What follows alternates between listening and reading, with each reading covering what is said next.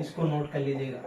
ठीक, संस्कृत भाषा में बुक थी, इसको नोट कर लीजिएगा। यहाँ तक किसी को अगर कोई दिक्कत परेशानी तो हमको बताए वो। चलिए आगे देखिएगा।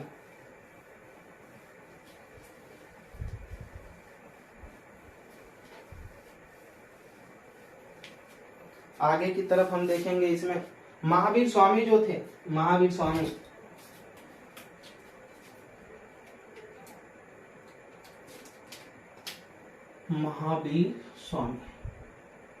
इन्होंने कौन, महावीर स्वामी इन्होंने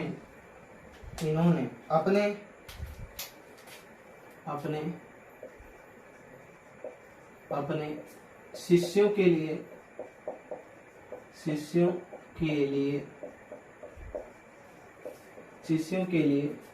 एक संघ बनाया, प्रचार प्रसार करने के लिए एक संघ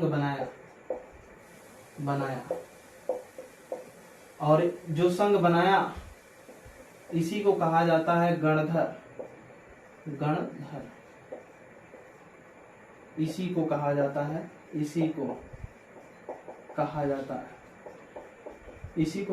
है गणधर। ठीक है ना। जो संघ बनाया महावीर स्वामी अपने प्रचार प्रसार करने के लिए, किसके लिए? प्रचार प्रसार करने के लिए। यहाँ ऊपर लिख लेंगे, प्रचार प्रसार करने के लिए। जो जैन धर्म था उसका प्रचार प्रसार करने के लिए, प्रचार प्रसार करने के लिए इन्होंने क्या बनाया? एक संघ बनाया, जिसके शिष्यों को क्या कहा जाता था? गणधर कहा जाता था। और इसमें जो सदस्य हुआ करते थे, टोटल सदस्यों की जो इन्होंने नियुक्ति किया 11। ठीक, 11 सदस्यों की इन्होंने नियुक्ति किया। महावीर स्वामी के ही शासनकाल में, यानी महावीर स्वामी के समय में ही, यहाँ लिखेंगे महावीर स्वामी के समय में ही 10 की मृत्यु हो गई। इसमें से 10 सदस्य की मृत्यु हो गई।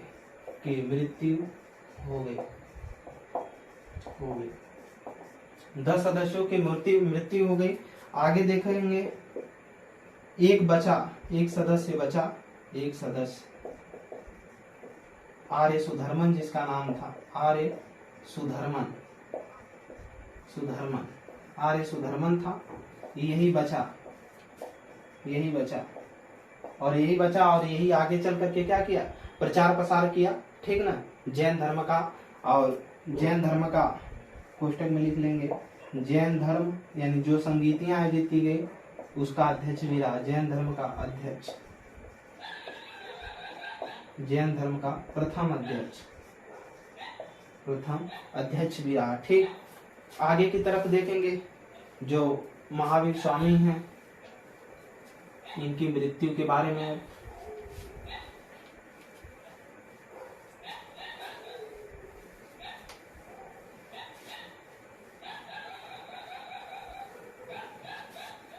ठीक, महावीर स्वामी की जो मृत्यु है इसको देखेंगे तो ये हुई थी 468 बीसी में। कब? 468 बीसी में। लेकिन कहीं क्या देता है? 527 बीसी में। ठीक, 527 बीसी भी देता है। इसको देखते रहेंगे। कहाँ हुई थी? ते हुई थी पावापुरी।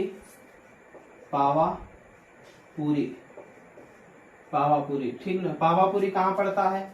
ये राजगीर के समीप पड़ता है, बिहार में। राजगीर के समीप पड़ता है। ठीक, आगे देखेंगे, इनकी जो मृत्यु हुई थी मल्ल राजा लिखेंगे। मल्ल जो महाजनपद था, मल्ल कुशावती है देवरिया, कुशीनगर वाला क्षेत्र। मल्ल राजा सुस्तपाल या सृष्टिपाल कहीं देता है, सुस्तपाल या सृष्टिपाल के यहाँ हुई थी। सृष्टिपाल के यहाँ हुई थी। उन्हीं के यहाँ थे विश्राम में और वहीं पर इनकी मृत्यु हो गई। आगे देखेंगे, जो जैन धर्म है, जैन धर्म के जैन धर्म के जैन धर्म में जैन धर्म में पुनर्जन्म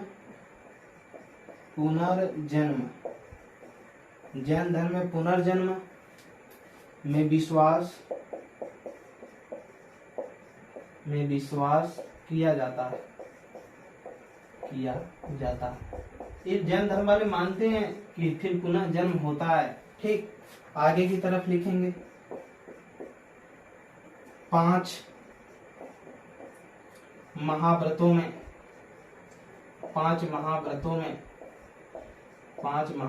में जो पार्श्वनाथ ने 4 महाव्रत दिया था, पहला सत्य, फिर अहिंसा, फिर अपरिग्रह, फिर अस्तेय। तो उसमें 5 महाव्रतों में 4 लिखेंगे। 4 महाव्रतों में या आड़ुव्रतों में पांचवा महाव्रत या अड़ुव्रत महावीर स्वामी ने जोड़ा।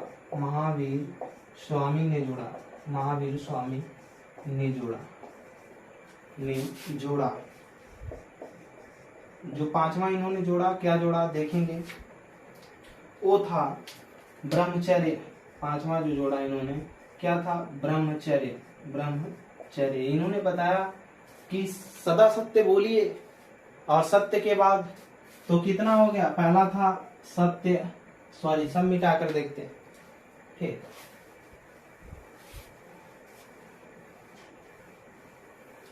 इन्होंने 5वां ब्रह्मचर्य को जोड़ा। अब देखेंगे हम इसमें जो 5 महाव्रत हैं वो कौन कौन से हैं।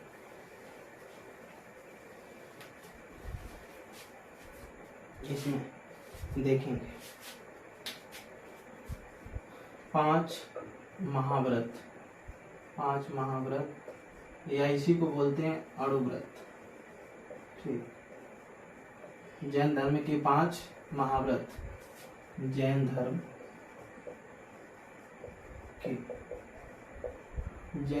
के इतना ही तो तो उसमें रहेगा हर डे 5 महाव्रत या अड़ुव्रत। पहला देखेंगे आएगा क्या, सत्य, सदा सत्य बोलिए। दूसरा आएगा अहिंसा, हिंसा न करिए, अहिंसा के पुजारी बनिए।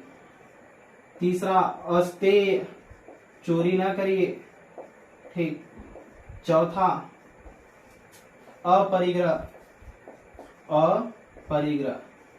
अपरिग्रह यानी ज्यादा आवश्यकता से ज्यादा धन को इकट्ठा न करिए, जितना आवश्यकता है उतना ही। 5वां देखेंगे, वो महावीर स्वामी ने जोड़ा, क्या जोड़ा, ब्रह्मचर्य।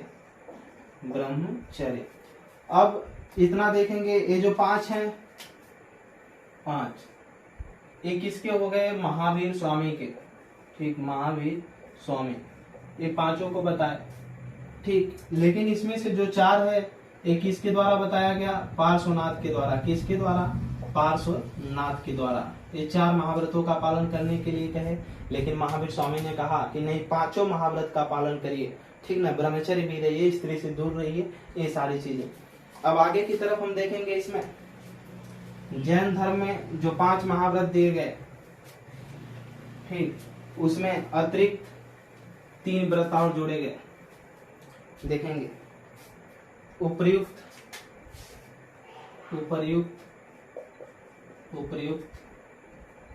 महाव्रतों में, इसके उपर्युक्त महाव्रतों के अतिरिक्त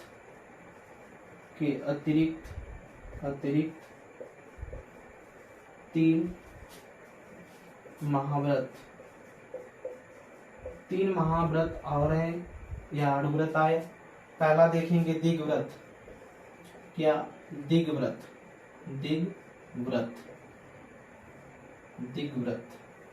दिग्व्रत के बारे में देखेंगे। इसका मतलब था दिशाओं में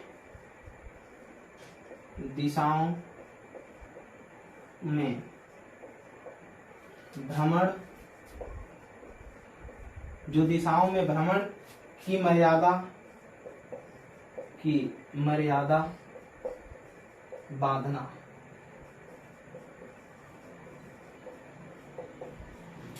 जो हम दिशाओं में भ्रमण कर रहे हैं उसकी क्या मर्यादा है, किसमें हमें कैसे रहना है, इस चीजों को दीर्घवृत्त इसकी भी पालन करने के लिए कहा गया कि जो 5 महाव्रत का पालन कर रहे हैं उसके साथ साथ 3 और महाव्रतों का पालन करना है। पहला दीर्घवृत्त का हमने जिसका दिशाओं में भ्रमण करने की मर्यादा को क्या था, बांधना था। दूसरा देखेंगे अनर्थ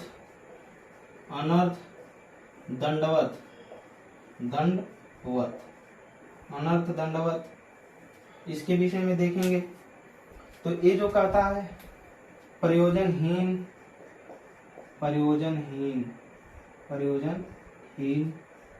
पाप उत्पादक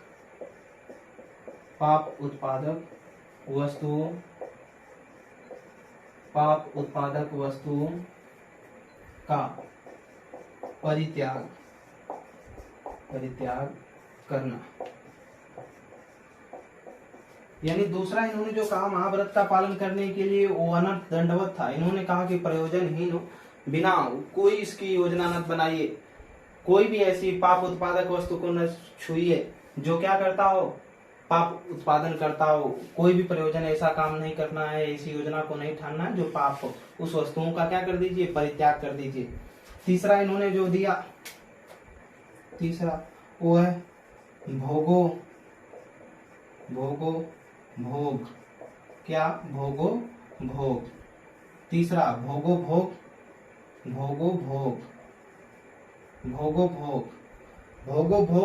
जो व्रत दिया इसका मतलब है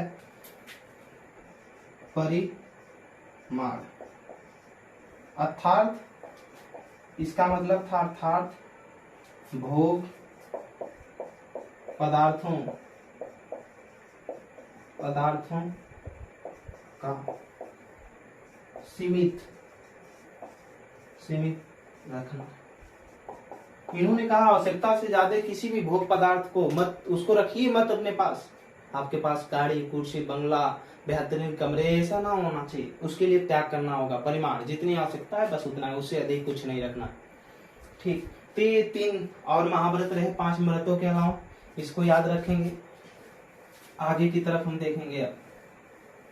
ठीक, जैन धर्म के जो इसमें दर्शन आते हैं, कौन कौन से दर्शन हैं उसको देखेंगे। इसमें भी 7 सील आते हैं। जैसे 10 सीलों के बारे में हमने बौद्ध धर्म में पढ़ा, इसमें 7 सील आते हैं जो कि आपको कभी कहीं नहीं पूछा गया, न पूछा जाएगा। ठीक, तो उसको बस जानते रहिए कि 7 सील इसमें है। सील का मतलब ही होता है पथ प्रदर्शक या प्रतिपद, ठीक ना, या शिक्षाप्रद होता है। जो शिक्षा के रास्ते पर लेकर के चले वही क्या है, सील है। ठीक ना, महात्मा बुद्ध ने जैसे शिक्षाप्रद दिया, 10 सील दिया, उसी प्रकार जैन धर्म में महावीर स्वामी ने 7 सील दिया, यानी शिक्षा प्रद का शिक्षा पथ बताया कि उन्होंने इसी पथ पर चलिए। तो जैन धर्म के जो दर्शन है, दर्शन इसके बारे में हम देखेंगे। दर्शन कौन कौन से दर्शन है इनको देखेंगे। पहला आता है अनेकांतवाद।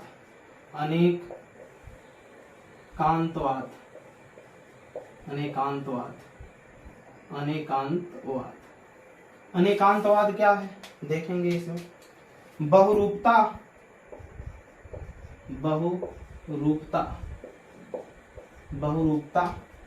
का सिद्धांत, इसमें बहुरूपता का सिद्धांत आता है।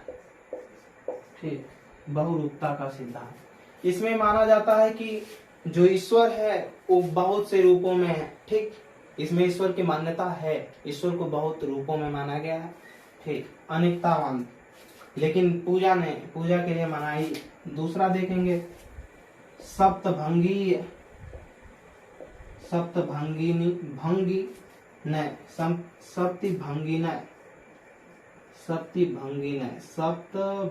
नय। फिर या इसी को बोलते हैं स्यादवाद, ये दर्शन है। ठीक, दूसरा इसके बारे में देखेंगे तो इसमें जो बताया गया है महावीर स्वामी के द्वारा सापेक्षता का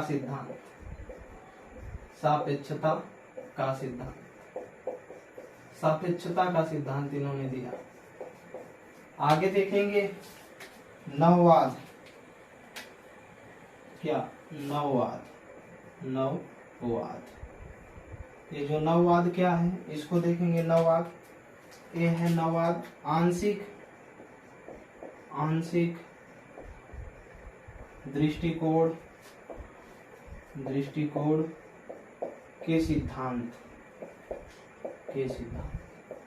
इन्होंने कहा कि अगर जैन धर्म में शामिल होना है तो पहले इसके दर्शनों को भी जानना अनिवार्य है, जो कि 3 दर्शन है, अनेकांतवाद, सप्तभंगनी आस्यादवाद और तीसरा नववाद है। ठीक, इतना है दर्शन हुए। आगे हम देखेंगे इसमें जैन धर्म के सिद्धांतों के बारे में, जो हम लोगों ने सिद्धांत लिखा है उसका मतलब क्या है। ठीक, जैन धर्म के सिद्धांत, इनका अर्थ कौन कौन क्या है, कैसे है, इसका मतलब तो भी पता चलना चाहिए। तो लिखेंगे जैन धर्म के सिद्धांत, जैन धर्म के सिद्धांत, जैन धर्म के सिद्धांत। जैन धर्म के जो सिद्धांत है इसको 3 पार्टों में बांटा गया। ठीक, 3 पार्टों में बांटा गया। पहला है दार्शनिक सिद्धांत। क्या? दार्शनिक सिद्धांत। दूसरा देखेंगे व्यवहारिक सिद्धांत, व्यवहारिक सिद्धांत। क्या? व्यवहारिक सिद्धांत। तीसरा देखेंगे सामाजिक सिद्धांत। क्या? सामाजिक सिद्धांत।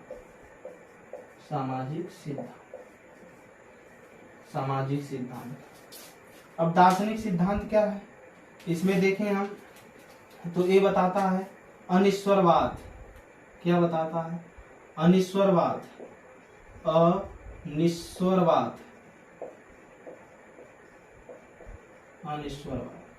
ठीक, अनिश्वरवाद, ईश्वर में विश्वास नहीं करना।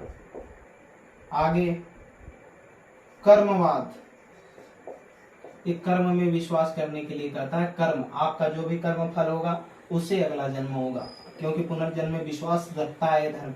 अगला है अस्मवाद, आशावादी। अगला है अगलावाद। अस्मवाद के बाद निर्वाण, हमने सुबह भी बताया है। तीसरा, इच्छा को खत्म हो जाने को ही निर्वाण की प्राप्ति माना जाता है, या जो दीपक है आत्मा रूपी बुझ जाने के बाद निर्वाण की प्राप्ति होती है। पुनर्जन्म, ये आते हैं किसमें? ये दार्शनिक सिद्धांत में आते हैं। अब व्यवहारिक सिद्धांत क्या है, इसमें देखेंगे व्यवहारिक सिद्धांत में आते हैं पंच महाव्रत, जो ऊपर हमने अभी लिखा पंच महाव्रत। अभी ऊपर हम लोगों ने पढ़ा है पंच महाव्रतों के बारे में, उनका पालन करना। पंच महाव्रत का मतलब सत्य, अहिंसा, अपरिग्रह और अस्तेय और ब्रह्मचर्य। आगे देखेंगे पंच महाव्रत और अणुव्रत, जो उसी को अणुव्रत भी बोलते हैं। ठीक, आगे की तरफ सामाजिक सिद्धांत में देखेंगे, इसमें नारी स्वतंत्रता,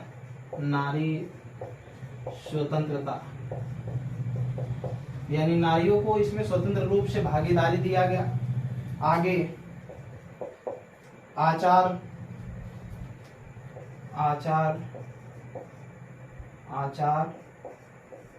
नग्नता और पाप से दूरी बनाने की बात की गई। आचार नग्नता सदा, मतलब नग्न रहने की भी पहले से भी बात थी। अभी आगे जैन धर्म बटेगा अभी श्वेतांबर और दिगंबर में। ठीक, ये सामाजिक, दार्शनिक और व्यवहारिक सिद्धांत हो गए। आगे देखेंगे हम जैन धर्म से संबंधित कुछ शब्द। ठीक, जैन धर्म के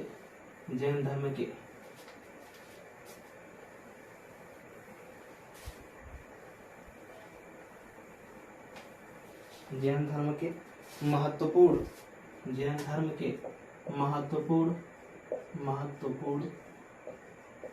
शब्द। जैन धर्म में कुछ महत्वपूर्ण शब्द हैं, उनके विषय में देखेंगे हम। तो पहले आता है संलेखना। क्या आता है? संलेखना।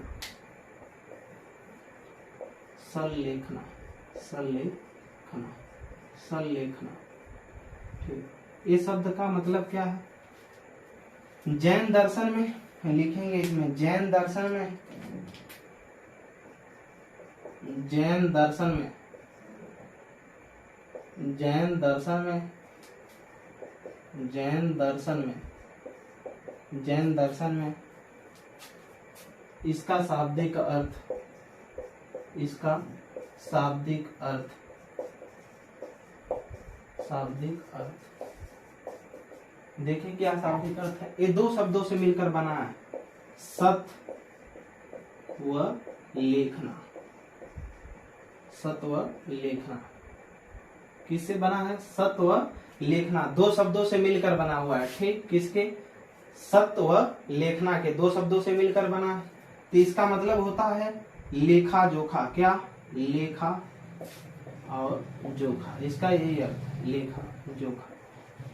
यानी आपने क्या किया क्या नहीं किया, ये सारी चीजों का क्या है? लेखा जोखा है। अच्छा, अतः अतः संलेखना, संलेखना, संलेखना शब्द, संलेखना जो शब्द है, संलेखना शब्द उपवास, उपवास द्वारा, उपवास द्वारा प्राण त्याग के संदर्भ, के संदर्भ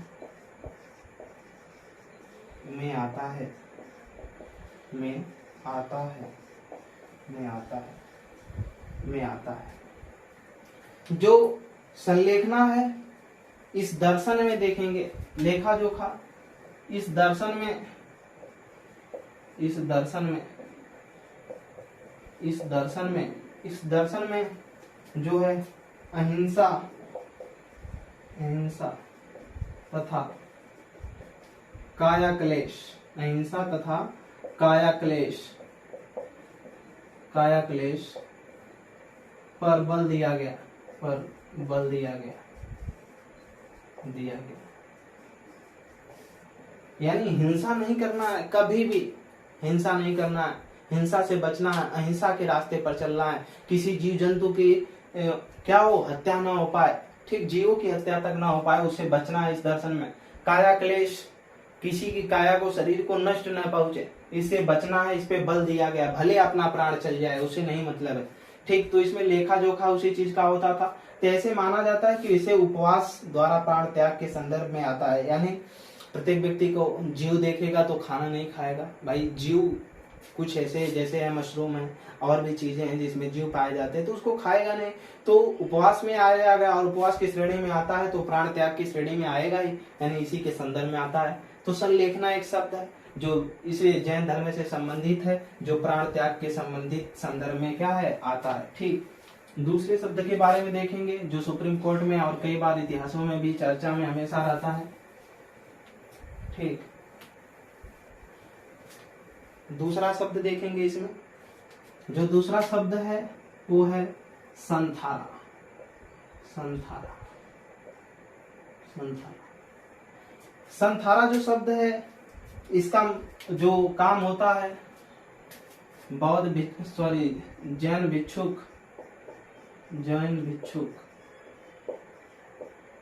अपने अपने जीवन के अंतिम समय में, जीवन के अंतिम समय में, जीवन के अंतिम समय में, समय में अपने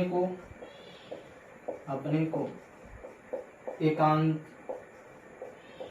एकांतावास कर लेते हैं, कर लेते हैं, यानी अपने को अकेले में कर लेते हैं और अन्न जल त्याग कर देते हैं, अन्न जल त्याग कर देते हैं, कर देते हैं। फिर कुछ दिनों के बाद, फिर कुछ दिनों के बाद,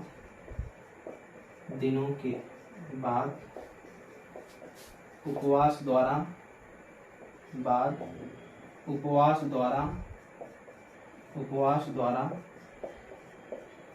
द्वारा उनकी मृत्यु हो जाती है, उनकी मृत्यु हो जाती है,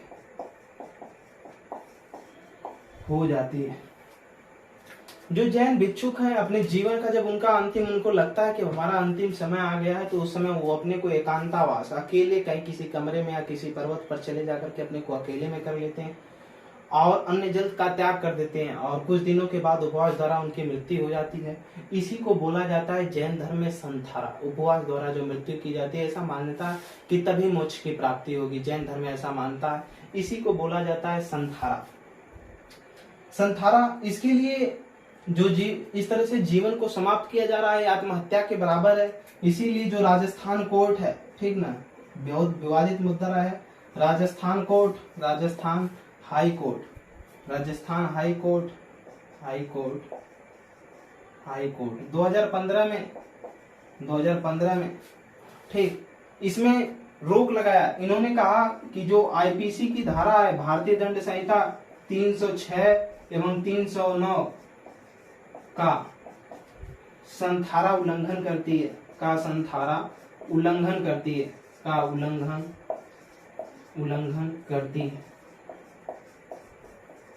306 और 309 जो धारा है, ये यही बताते हैं कि प्राण त्यागना यानी आत्महत्या करना या करने का प्रयास करना, या उसमें जो लोग भी सम्मिलित हैं ऐसा करवाने में, ऐसा क्या माना जाता है, दंडनीय अपराध है। इसके लिए अगर पकड़े जाते हैं तो आपको फांसी की तक की सजा हो सकती है। तो राजस्थान हाई कोर्ट ने संथारा को माना कि एक प्रकार की आत्महत्या की, अपने से जान करके ऐसा किया जा रहा है, इसके लिए 306 और 309 का उल्लंघन करते हैं। लेकिन बाद में चल करके इसी संथारा के 2015 में जब ये मामला आया तो हाई कोर्ट ने इस पे जब रोक लगाया, तो बाद में चल करके सुप्रीम कोर्ट ने इसको सांप्रदायिक मामले से, यानी जैन धर्म के संप्रदाय का मामला, एक धार्मिक मामला है, और प्रत्येक व्यक्ति को अपने धर्म की मानने की, अबाध रूप से उसको प्रचार प्रसार करने की, अनुष्ठान करने की आर्टिकल 25, 26, 27, 28 तक धार्मिक स्वतंत्रता का अधिकार दिया गया है, 25 से 28 तक, जिसमें 25 में लिखा गया कोई भी व्यक्ति अपने धर्म को अबाध रूप से मान सकता है, उसका प्रचार प्रसार कर सकता है। 27, 26 में दिया गया कि उसको किसी भी तरीके से अनुष्ठान करना है तो कर सकता है, ठीक। तो उसके मानने की जो है, तो सुप्रीम कोर्ट ने कहा है तो जैन धर्म का सांप्रदायिक मामला है, जिसमें हम कोई किसी भी प्रकार का छेड़खानी नहीं कर सकते। फिर इसको बहाल कर दिया गया संथारा, यानी बौद्ध भिक्षुक अपना अंतिम समय में एकांतावास में जाते हैं और अपना प्राण त्याग देते हैं।